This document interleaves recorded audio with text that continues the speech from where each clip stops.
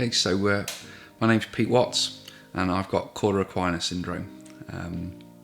This began in November last year. I bent over to pick up a pair of shoes and felt a twinge in my back. I was woken up in the morning. I'd got a white noise sensation from the waist down, and I'd lost function below the waist as well. So rang the ambulance and I was taken to A&E. I was instructed, lie still, otherwise you're going to be paralysed for life. And it was just the most terrifying moment.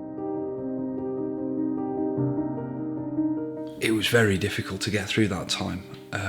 I really struggled. There's no obvious way out of it, because also you don't know where you're going to progress to. You don't know what your life is going to be like. I lost my dad last year, which, the grief of that caused me to have an episode of depression. And being able to go mountain biking was just a real big thing for me. The release of being able to get outside and feel really good. It's a nice reset. It felt like everything was against me, that, not only was I still kind of grieving for my dad, but now I'd had my main coping mechanism taken away as well. It was just an awful time.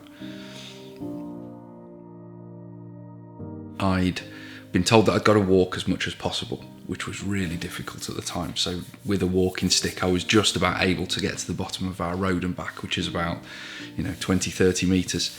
And then because I'd been able to do that, I set myself little challenges, so each one was just a different step of moving forwards. So then I'd walk the other way around the block, and then one day I managed to get to number 27 and walk back.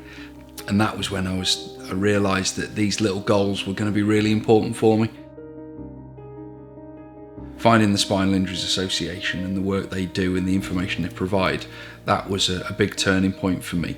It's easier to be able to kind of address your issues if you can label them. So as soon as I was able to label my injury as a spinal cord injury, it also allowed me to realise how serious it was. This was a big thing that had happened to me, and I needed to come to terms with that. So then being able to sit there and go, right, I've got a spinal cord injury. I don't know what I'd be doing if I didn't have that. I don't know what sort of position I'd be in now, mentally as well as physically. Spinal injuries change people's lives. I bent over one day to pick up a pair of shoes and found myself in hospital being warned that I might never walk again. I have been able to walk again, but some people aren't as fortunate as me. They've had their lives changed and they need support. So please donate as much as you possibly can to this fantastic cause.